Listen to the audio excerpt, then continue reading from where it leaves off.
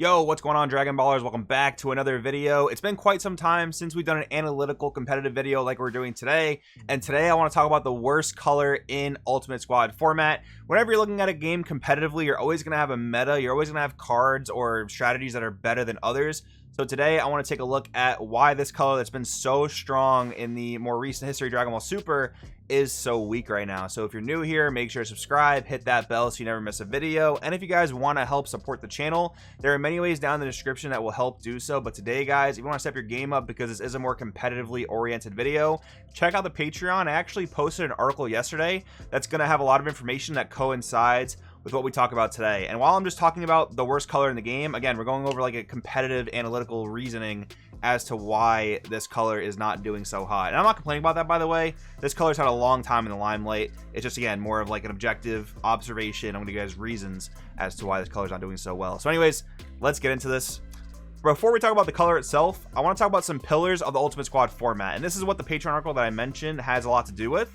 So in this format, if you look at the breakdowns that I've been doing, if you look at the deck lists that have been posted for these recent events, there are a few pillars of the format that are just true throughout most of Ultimate Squad format. So the first thing is, most of the decks you're seeing in these top 16s are mid-range decks, if not a little bit control-y.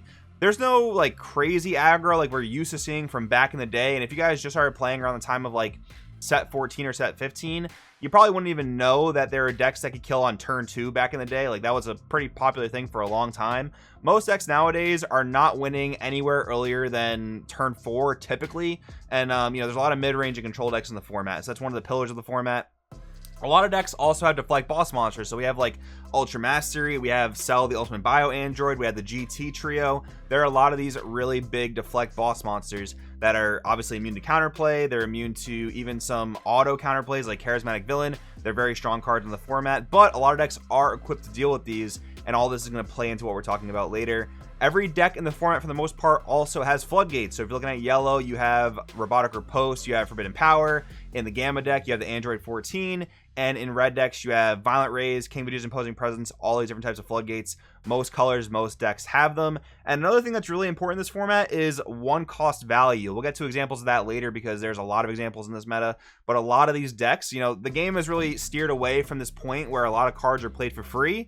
The closest thing we have to that now are these very powerful cards that do a lot of strong things for one energy. Lots of decks have these. U7, GT, Yellow Trunks, all these kinds of things have these. So these are 4 things that pretty much all the meta decks, all the popular decks have going for them and make them really strong. And now we'll get into the weakest color of the Ultimate Squad format, which is black. Again, if you guys have been paying attention to the meta breakdowns, the decks that have been topping, black is certainly the least topping color in the format. And this is coming off the heels of Gogeta Xeno, which was a very strong black deck for several formats, arguably the best deck across several formats.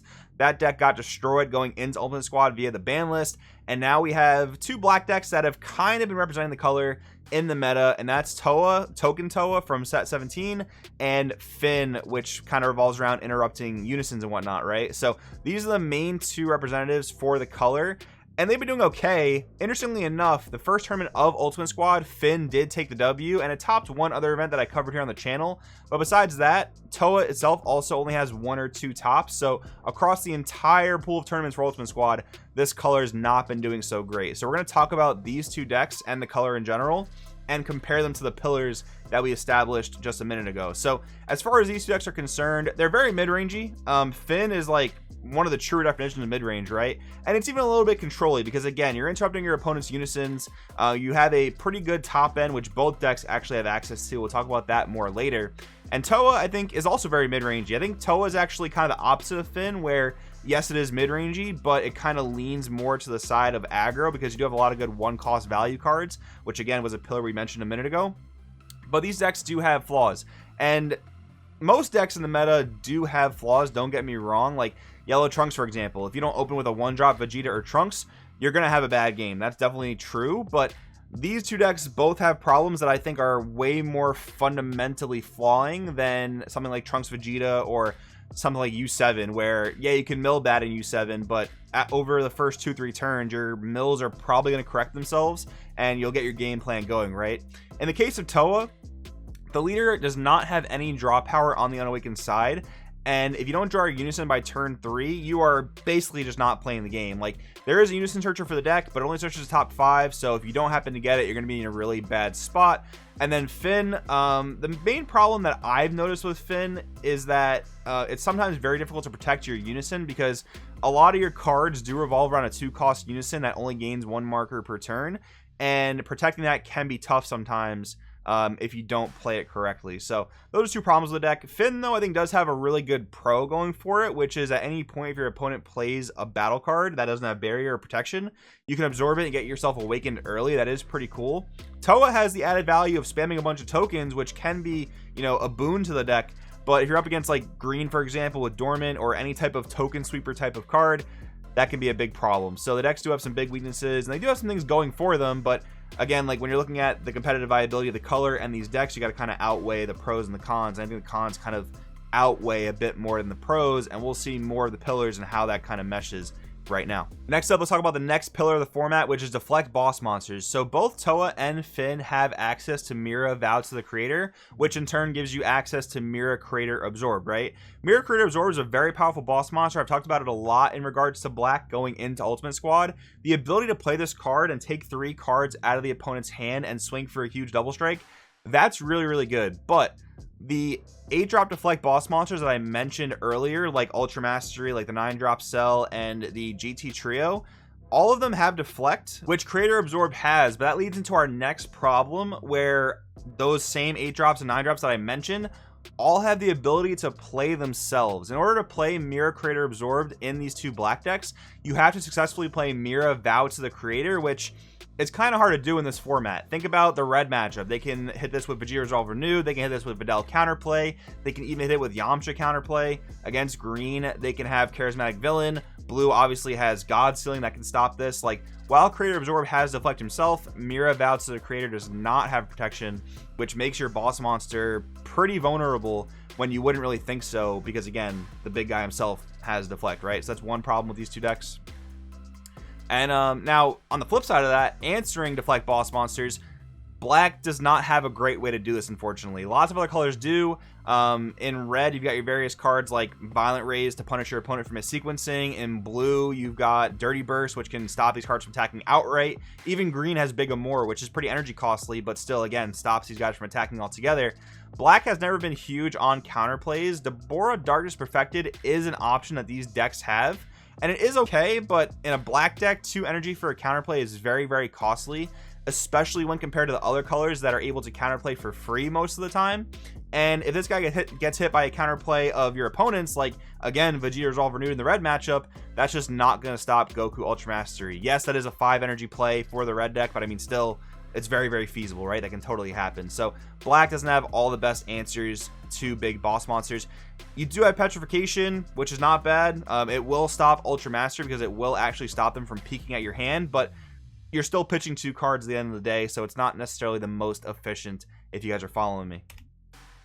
Then we have Floodgates. So once again, every single deck in the meta has them for the most part. The thing about Toa and Finn, though, is that they actually have good answers to Floodgates. Super Kamehameha is a really, really solid answer to a lot of Floodgates in the format. Again, Riposte, Oceanus, Android 14 and Gamma, lots of different Floodgates are hit by Super Kamehameha. The problem with Finn is that you have a little bit less control over your life because you're typically not playing too many Self-Awakeners. Toa doesn't really have this problem because of the Demigrat engine, so that's pretty good. But on the flip side of that, the Floodgates they have the ability to play are unfortunately not that great.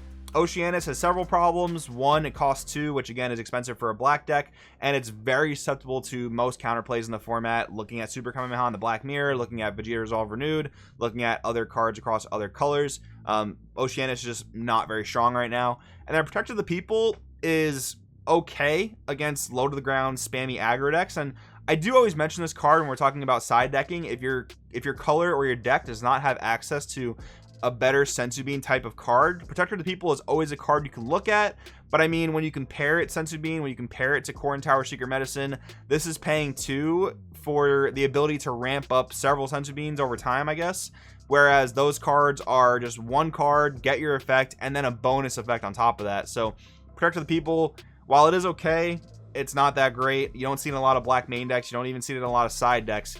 because it's typically just not super valuable, especially if your opponent sequences correctly. If they attack with battle cards first, this is not going to boost your leader if they swing their unison or their leader, so you can run into problems there. So black definitely does not have access to great floodgates, which is a bit of a problem.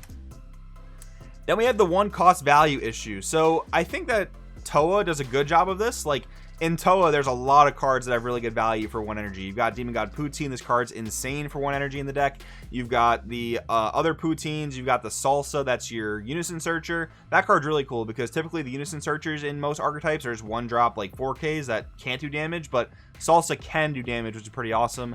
But in Finn, most of your plays cost you 2 or more that I've noticed. Deborah Demonic Defender is a pretty cool card that Finn can play for 1. It's got barrier blocker and draws a card under certain conditions, but like none of your aggressive or proactive pieces cost 1. Your Unison costs 2, your Unison Absorber costs 2, your big 8-drop play costs 2 at minimum, then your Mira play costs 3, right? So you don't have great 1-drop value in Finn. So across all these different pillars of the format, these decks falter at one point or another, and Black's just not doing so well right now. Like, look back to Gogeta Xeno. That deck was a 1 cost value powerhouse on top of your free overwhelms, on top of the crazy aggression you could play, and then the ability to answer floodgates via Super Kamehameha was great. They didn't really have like these huge deflect boss monsters, but that format wasn't really revolving around big deflect boss monsters. But yeah, Gogeta Xeno, obviously, without that deck, Black takes a huge hit. It's not doing so hot right now, and I think that's totally fine, by the way. This is not a video like of me complaining that Black is not good. This is just, again, a competitive analysis of why the color's not doing so hot. Black had plenty of time to be super solid, and green was sitting in this position as the worst color in the game for several sets. So I think this is totally fine. But again, just wanted to let you guys kind of go through this with me and figure out how to evaluate whether a color is good or not. But anyways, hope you guys found this interesting. Let me know in the comments below if you guys have any questions or comments. I will take a look at that later, and I'll see you guys in the next video.